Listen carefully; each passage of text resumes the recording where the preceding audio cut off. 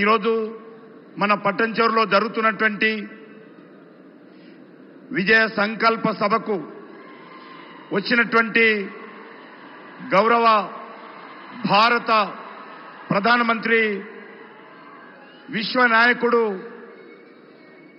శ్రీ నరేంద్ర మోడీ గారికి తెలంగాణ ప్రజల తరఫున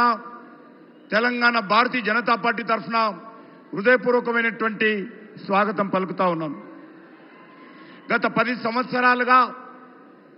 తెలంగాణ అభివృద్ధి కోసము నరేంద్ర మోడీ గారి నాయకత్వంలో ఎంతో అంకిత భావంతో చిత్తశుద్ధితో కేంద్ర ప్రభుత్వం పనిచేసిందనే విషయాన్ని మరొకసారి నేను పునరుద్ఘాటిస్తా ఉన్నాను. నరేంద్ర మోడీ గారు తెలంగాణలో అనేక రకాల అభివృద్ధి కార్యక్రమాలు చేపట్టడం జరిగింది. జాతీయ రహదారుల కోసము 1,20,000 కోట్లు, అదేవిధంగా ఎరువుల సబ్సిడీ పైన 33,000 కోట్లు, రైల్వేల అభివృద్ధి కోసం 35,000 కోట్లు, అదేవిధంగా రేషన్ సబ్సిడీ మీద 30,000 కోట్లు, ఉపాధి హామీ పథకం మనరేగా కింద 26,728 కోట్లు, జీఎస్టీకి సంబంధించి 15,000 కోట్లు, రామగుండం ఎన్టీపీసీ ఆధ్వర్యంలో 1,600 మెగావాట్ల పవర్ ప్రాజెక్టు కోసం